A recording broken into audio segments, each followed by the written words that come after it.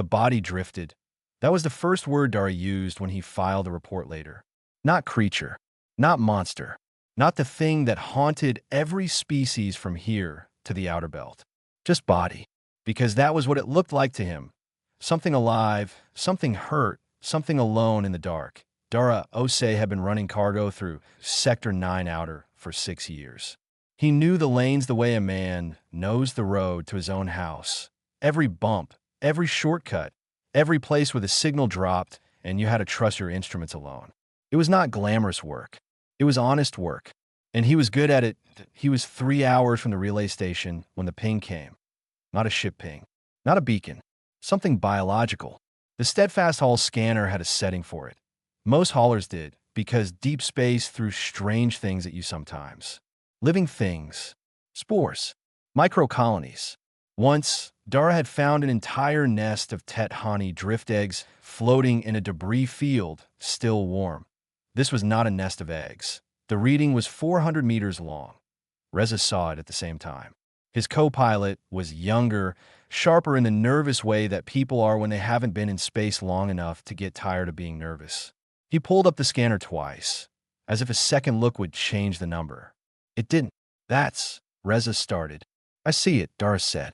That's not a ship. No. Dada. That's not a ship. I said I see it. The Galactic Patrol broadcast hit them 40 seconds later. Emergency frequency. The kind of tone that made your back teeth hurt. The message was short and repeated itself every 10 seconds without apology. All vessels in Sector 9 Outer were to vacate immediately. A Vreth had been detected. All vessels were to vacate immediately. A Vreth had been detected. Reza was already pulling up the NAV screen. Okay, we go. We go right now. Dara did not move his hands from the controls. He had heard of the Vreth. Everyone had. 14 patrol warships in the last decade. Whole stations abandoned when one was spotted within 3 systems. There were species that had mythology built around the Vreth. Gods of void, eaters of light, the dark that moves.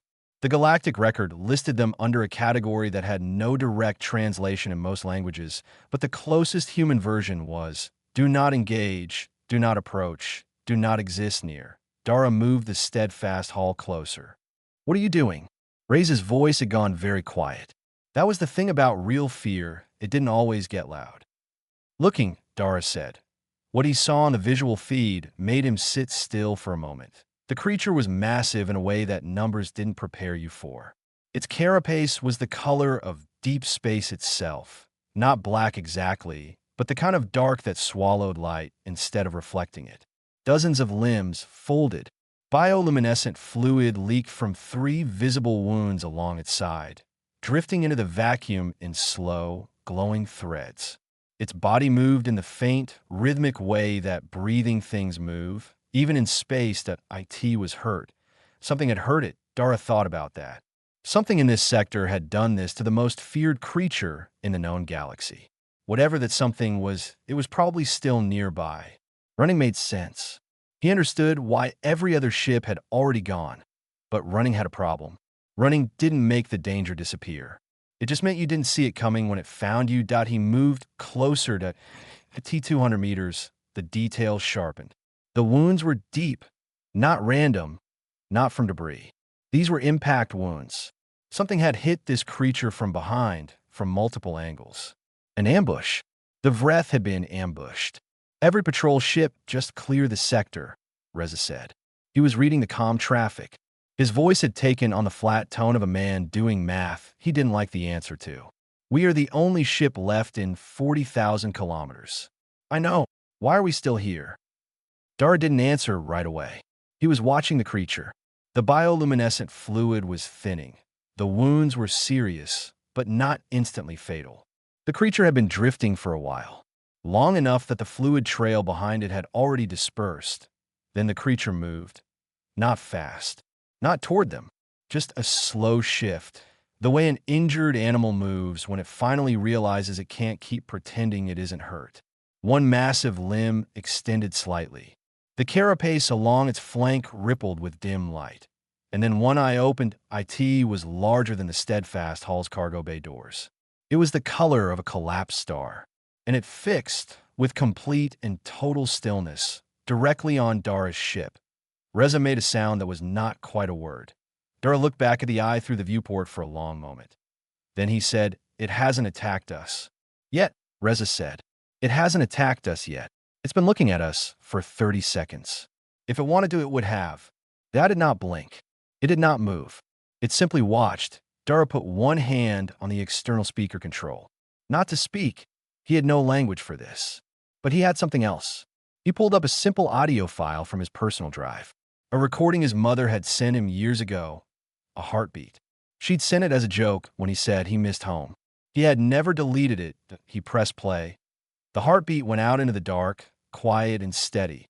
The creature did not move, but it did not look away. On the Galactic Patrol command ship, sitting 80,000 kilometers away, Sulo was having the worst afternoon of his life. He was a Tethani diplomat, six-limbed, precise, built for negotiation and careful language and rooms where everyone sat down before they started talking. He was not built for this. Nothing in his 200 years of diplomatic training covered what was currently on his screen. "It's still there," his aide said. "I can see that," Sulo said. "The human vessel is still there." "I can see that too. The human vessel is 200 meters from Vreth." Sulo clicked two of his upper limbs together.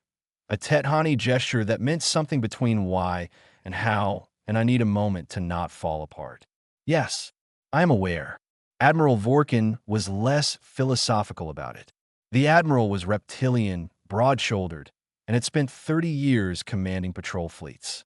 He had evacuated a station of 4,000 people from a Vreth sighting once. He did not hesitate when the situation called for action. "Human vessel," he said into the open comm channel, his voice carrying the specific authority of someone who had never once been ignored. "This is Admiral Vorkin of the Galactic Patrol. You are in an active danger zone. You will evacuate immediately." Silence. Then, "I appreciate the concern," said the human. His voice was calm. Not brave calm, not trying to sound calm. Just calm, like someone who had checked the situation from every angle and arrived at a conclusion he was comfortable with. "We're going to stay a bit longer." Vorkin stared at the comm panel. Did he just, "Yes," Sulo said. Did he understand what he understood? The admiral tried again. "Human. The Vreth has destroyed 14 registered patrol warships. It has depopulated 2 stations. It has been classified as the single most dangerous organism in the known galaxy for the last 60 years. You will evacuate." A pause. "It's hurt," the human said. "Something got to it first. I'm trying to figure out what." Sulo pulled the Vreth's incident file. It loaded in sections because the file was enormous. 60 years of sightings, attacks, failed containment attempts. There was not a single record of any species approaching the Vreth voluntarily. Not one. Even the species that worshipped it as a deity did so from the maximum possible distance. "He's approaching it voluntarily," Sulo said, mostly to himself. "I can see that," his aide said. On the feed, the human ship had moved to 180 meters. The Vreth is massive. I had not moved. Its body had not moved. It simply watched the tiny ship the way a mountain watches weather. Present, patient, ancient. "What is he doing?" Vorkin asked. "I believe," Sulo said slowly, "he is looking at the wounds." He was right. Dara had brought the steadfast hull close enough to see the damage clearly now. 3 main wounds on the visible flank. 2 smaller ones further back. The bioluminescent fluid loss had slowed, which meant the creature's own biology was responding, but slowly. Too slowly for something that size. The heartbeat recording was still playing from his external speakers. He had turned it up slightly. It moved through the vacuum as vibration, touching the creature's carapace the way low sound always found solid surfaces. Reza had retreated to the back of the cockpit. He was not gone. He wouldn't leave, but he had put as much distance between himself and the viewport as the small space allowed. He was watching Dara the way people watch someone defuse something. "She hasn't moved," Dara said. "You don't know it's a she." "No," Dara agreed. He was studying the wound patterns on his screen. The impact angles were consistent. All from behind, all from a slightly lower trajectory. Something had come from below and behind and hit fast. Hit multiple times before the Vreth could turn. Something ambushed it, he said. You keep saying that like it changes things. It changes what's probably still out here. Reza was quiet for a moment. Then, oh, yeah.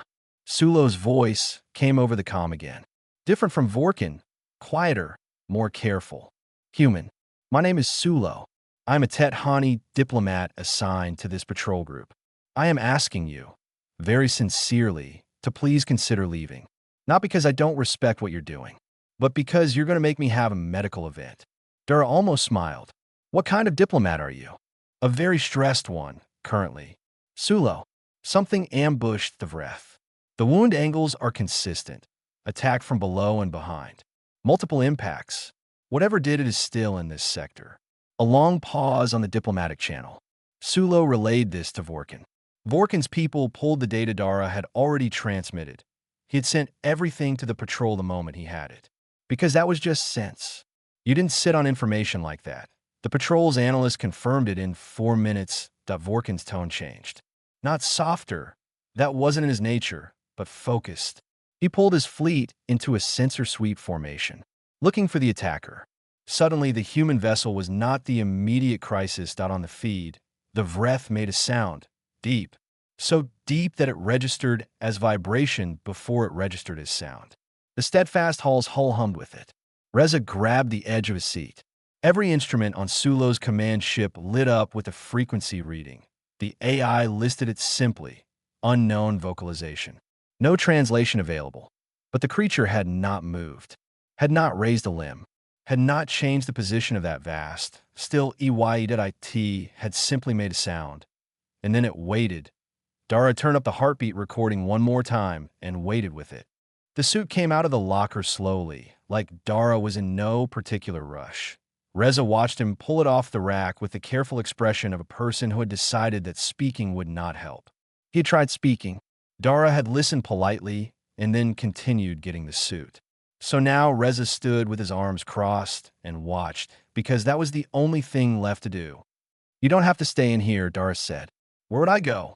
Cargo bay. Plenty of room. I'm not going to the cargo bay while you're doing this. Dara checked the suit seal at his neck, then checked it again. He was methodical about suits the same way he was methodical about everything. Not slow, just thorough. He had been in enough situations where rushing cost more time than it saved. I'm just going to seal the wounds, he said. You're going to walk up to the thing that the entire galaxy runs from and put foam on it. Yes, with a can of hull sealant. It's what I have. Reza stared at him. It's a living creature. Hull sealant is for ships. The principle is the same, Dara said. You've got a gap. Fluid is leaving through the gap. You close the gap. It won't heal it, but it'll slow the loss until its own biology catches up. He paused. Hopefully, Reza repeated, very quietly, not on the comm. Sulo's voice had taken on the texture of a person praying. Human. Dada. Whatever you are about to do, and I suspect I know what it is, please understand that no living being in recorded galactic history has made direct physical contact with a Vreth and survived. No one, not one individual, from any species. Good to know, Dara said. That was meant to stop you. I heard it. He picked up the canister of biofoam sealant. Standard issue on all haulers. Good for hull cracks up to 30 centimeters wide. Set hard in 90 seconds in vacuum. Held for up to 6 months without patch support. He had 3 canisters. He clipped all of them to his suit belt. Reza opened his mouth, closed it, then said the only thing that seemed worth saying, come back. Dara nodded once and went out the airlock. The outside was quiet the way space is always quiet, which is to say completely. He felt the vibration of the heartbeat recording through the soles of his boots before he even cleared the airlock frame. His own ship still broadcasting. Still steady, he used the suit's small maneuvering jets to move toward the creature. Not fast, not slow. The way you move toward something that you don't want to startle. Even if you're not sure it can be startled at a T-50 meters, the scale of it became something his brain had to actively work with. He had seen it on screens. That was different from this. The carapace was textured up close, layered like stone that had been growing for 1,000 years. The dark of it was not uniform. There were depths in it, shifts of shade, structures within structures. It was not simple. Nothing that old ever was. He found the first wound at 30 meters. It was about 4 meters wide at its broadest. The bioluminescent fluid had slowed to a thin seep. The creature's biology working, but not fast enough. Dara checked his angle, checked his footing against the surface of the carapace, which he was now close enough to use as a reference, and moved toward it.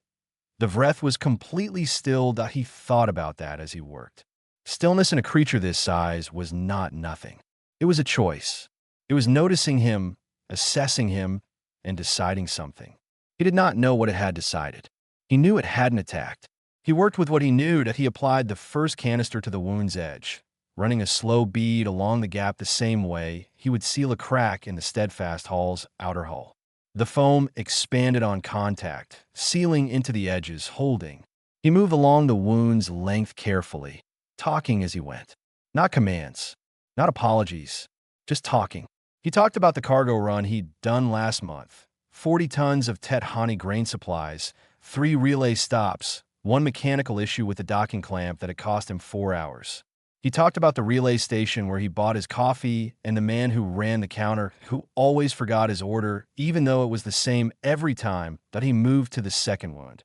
Halfway through the second canister, the creature moved. Not much.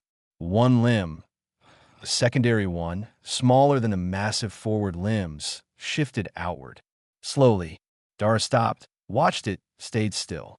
The limb extended past him, curved slightly, and held position that he realized what it was doing.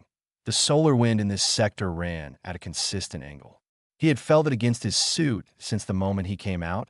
Not dangerous, but persistent. The limb was blocking it.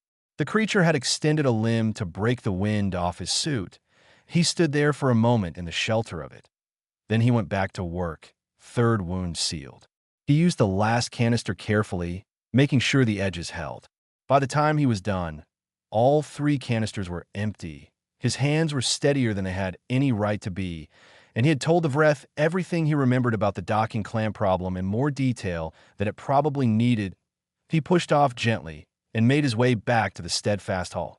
Behind him, slowly, the Vreth's massive body shifted. Not away, sideways, closing the distance to the ship by half that on the command vessel. Sulo had not moved for 11 minutes. His aide had stopped trying to talk to him. Vorkin was watching the feed with an expression that his own officers had never seen on him before and didn't have a name for. Dara came through the airlock. Reza helped him out of the helmet without saying a word. Outside, the Vreth settled against the side of the steadfast hull. Gently, the way something very large learns to be careful, and went still. The bioscanners noticed at first point one of the patrol science officers, a quiet Ledhani named Ovry who had spent 20 years cataloging space organisms and thought she had seen most things, was watching the Vreth's life signs when the readings began to change. Slowly, evenly, like a tide going out. She checked her instruments. She checked them again. Then she said, in a voice that was completely flat because all the disbelief had canceled itself out and left nothing. It's entering dormancy. The officer next to her looked at the screen. That can't be right. The readings are right. The Vreth doesn't sleep near other organisms. I know. In 60 years of observation, it has never, I know, Ovry said. I wrote 3 of those observation reports.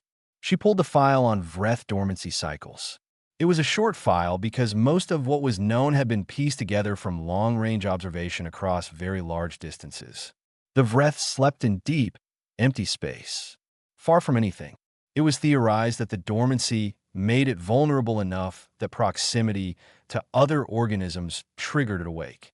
Proximity was a threat.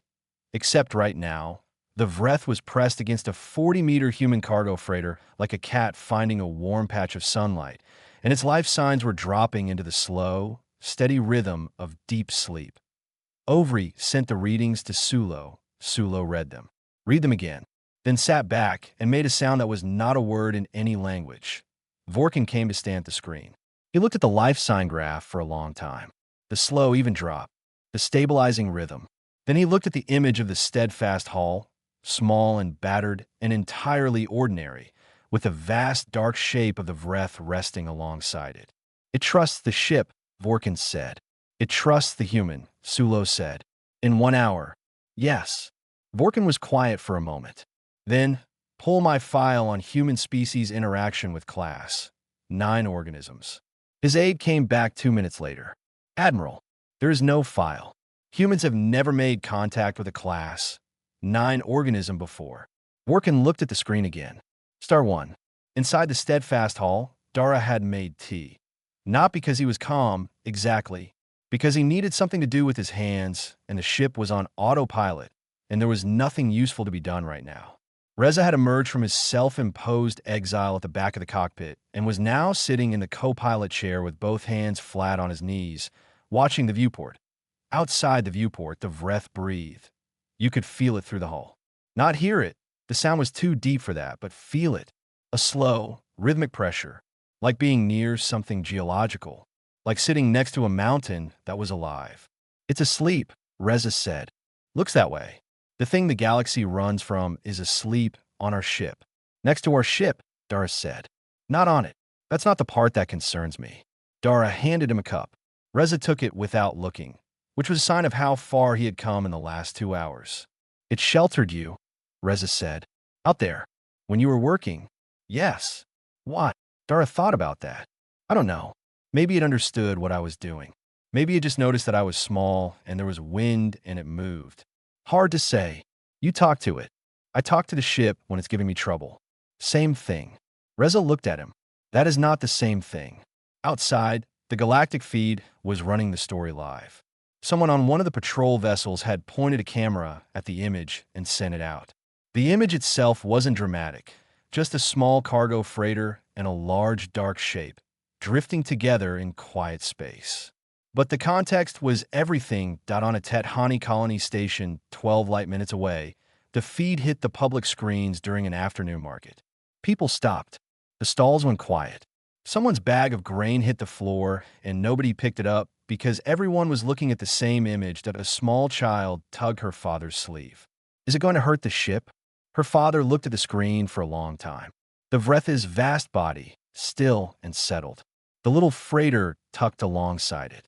No, he said, though he didn't entirely understand why he was sure of that.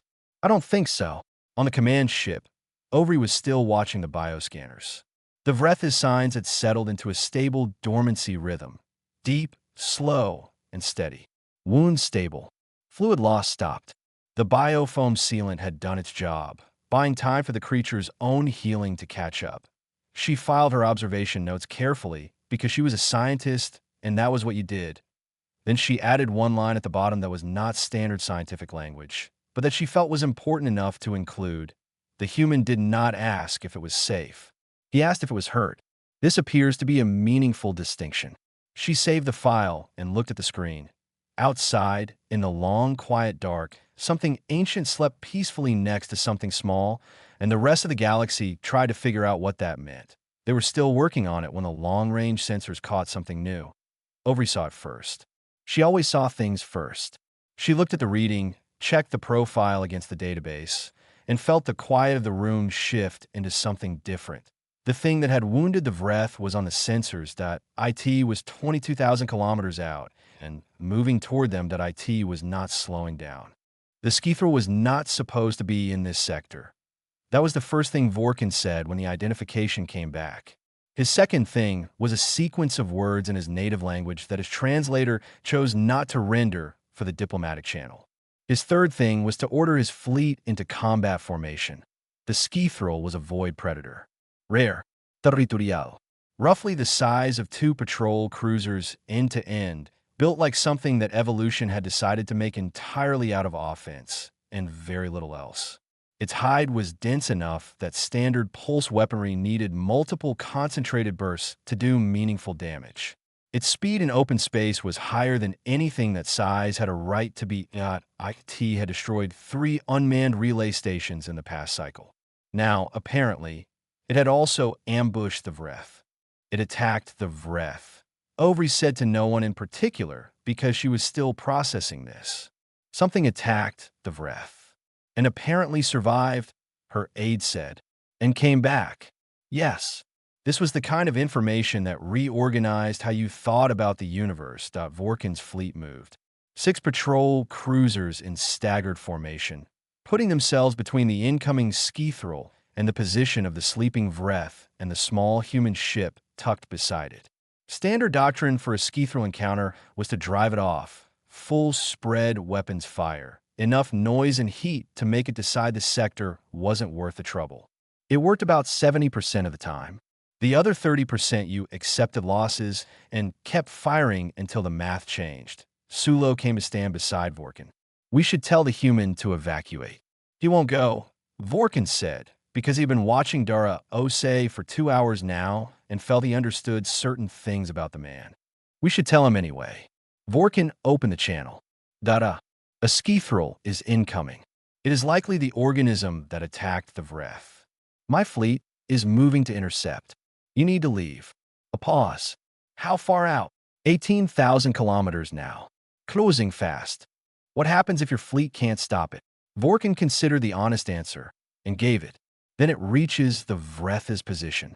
And since the Vreth is currently dormant, he didn't finish the sentence. He didn't need to. Another pause. Longer this time. Okay, Dara said. Vorkin actually felt a moment of relief. Then, I'm going to wake it up. The relief went away. Dara, you said the Vreth is dormant and vulnerable. I can wake it up. It trusts this ship. It's settled next to us. It slept next to us.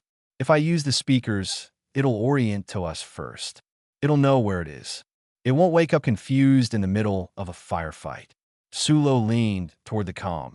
And if it wakes up and decides that you're the threat, or that the noise is an attack, then we'll have a problem, Doris said. But we already have a problem. The Skithril is the bigger one right now. No one said anything for a moment. Vorkin looked at the sensor reading. 12,000 kilometers. Closing at speed. His fleet was in position, weapons charged. He ran the math quietly. The Skithril had survived hitting the Vreth at full strength. His fleet could slow it down. Probably. But stopping it completely before it reached this position was not certain. Do it, he said. That Ray's voice came over the channel before Dara could respond. Nobody asked me, but I want it noted that I would like to go home. That's all. Thank you. Then Dara's external speakers came on. He had the heartbeat recording at full volume now. Not gentle, not background. Full, deliberate, clear, pushing out into the vacuum in every direction the ship's speaker array could reach. A steady, strong rhythm. Present. Specific. The Vreth's life sign spiked on every screen. It was not a slow waking. There was no gradual return. The Vreth went from deep dormancy to full awareness in under 4 seconds, and Ovry would later write that she had never in her career seen a life sign graph move like that. Vertical like a wall, like something throwing itself upright. The creature moved. The first thing it did was check the steadfast hull. One grade I found it. Stayed on it. A full 3 seconds, assessing, confirming, orienting. Then it turned. Its body language changed in a way that needed no translation and no science. Anyone watching the feed understood it immediately.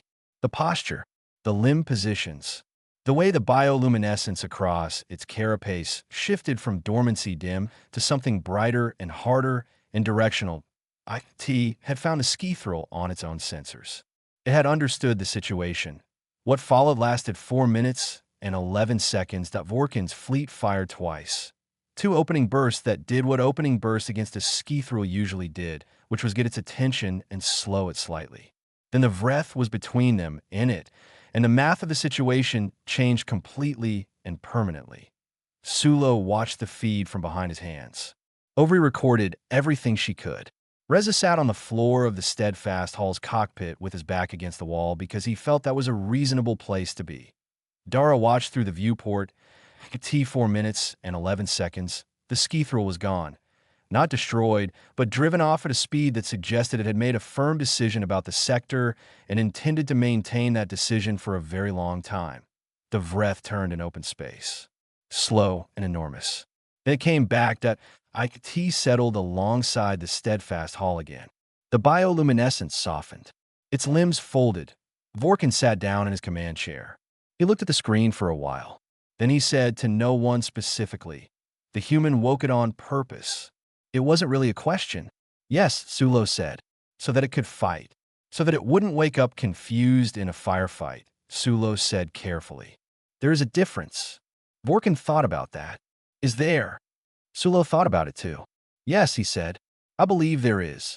And I think that's the part we keep missing about them. On the steadfast hall, Reza said from the floor, I want a desk job. Dara looked down at him. You be bored. I would love to be bored. 9 days later, the Vreth left. There was no announcement. No warning. Dara woke from a few hours of sleep. The first real sleep he had gotten since the whole thing began, and looked out the viewport, and the darkness beside the ship was just darkness again. No breathing through the hull. No steady pressure. Just space the way it usually was. He sat with that for a moment. Then he went and made tea. The steadfast hull had been docked at Patrol Station 7 for the last 4 days, which was where Dara had been asked, very politely, in the specific way that people are polite when they're actually quite serious, to remain while various councils and committees and diplomatic bodies figured out what to put in their reports. Reza had taken a bunk on the station. He said he needed to sleep somewhere that wasn't vibrating with the presence of a cosmic predator. Dara had stayed on his ship. It was his ship. He was comfortable there. The Vreth had stayed too, until it hadn't. Ovary had tracked the departure. The creature had moved out of sensor range within 6 minutes, faster than anything that size should have been able to move, which was one of the many things about Vreth biology that remained mysterious and would probably remain mysterious for a long time. The wounds were healed. The biofoam sealant had done its job and then been shed, the way living things shed what they no longer need. The Vreth was intact. It was healthy. It was gone. Before it left, it had circled the steadfast hull once, slowly, deliberately. One full circle, close enough that the scanner caught every detail of its carapace. The wounds sealed clean, the bioluminescence settled into a quiet, even glow. Then it had simply oriented toward deep space and gone. Dara was called before the Galactic Council 3 days after that. The chamber was large.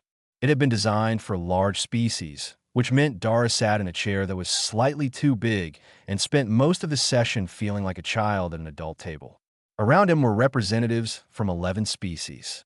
Sulo was there, looking considerably better than he had in Sector 9 Outer, though still carrying the expression of a man who had recently survived something. Vorkin had filed a report instead of attending in person, which Sulo privately felt was cowardice, but he understood. The questions went on for 2 hours. What was his assessment of the Vreth's intentions? What had he intended when he approached the creature? Had he received any training in class? 9 organism interaction? Did he understand the risk he had taken? Dara answered each question the same way he answered most things, plainly, without extra words, in the order that made sense. Assessment of the Vreth's intentions. It was hurt, and it didn't attack. That was what he had to go on. So that was what he went on, his own intentions, to see if he could help. And if he could help, to help. Training in class. 9 organisms.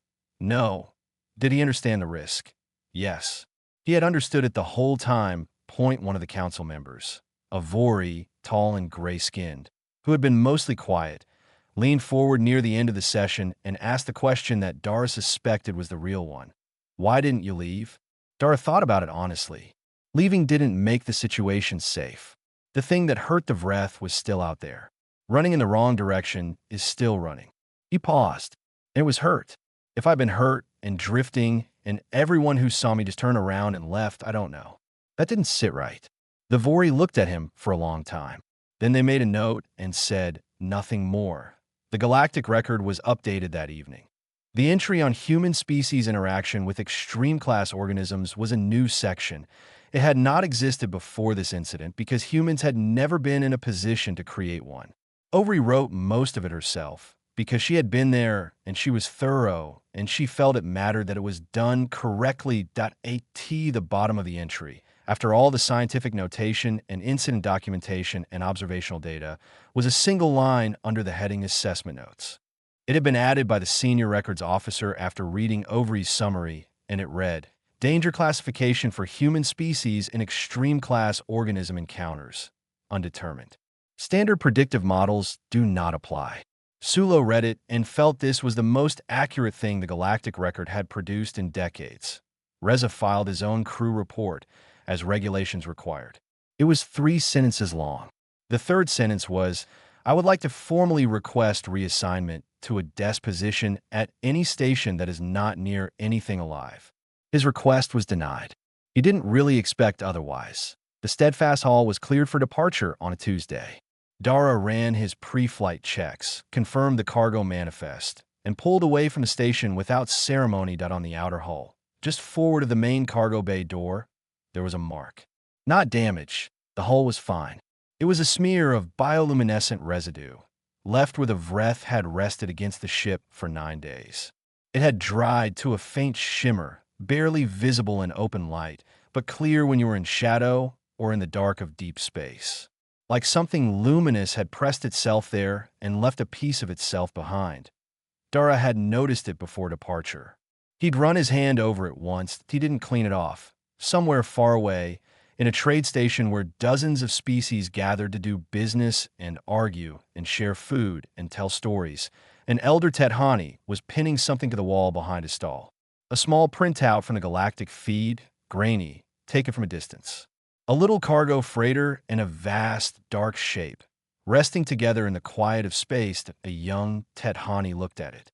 "What's that?" "That," the elder said, "is the most dangerous thing in the known galaxy." The young one looked at the image. The small ship. The immense creature. The big one. The elder smiled, which was not a common expression in that species, and therefore worth noting. "No," he said. "Guess again."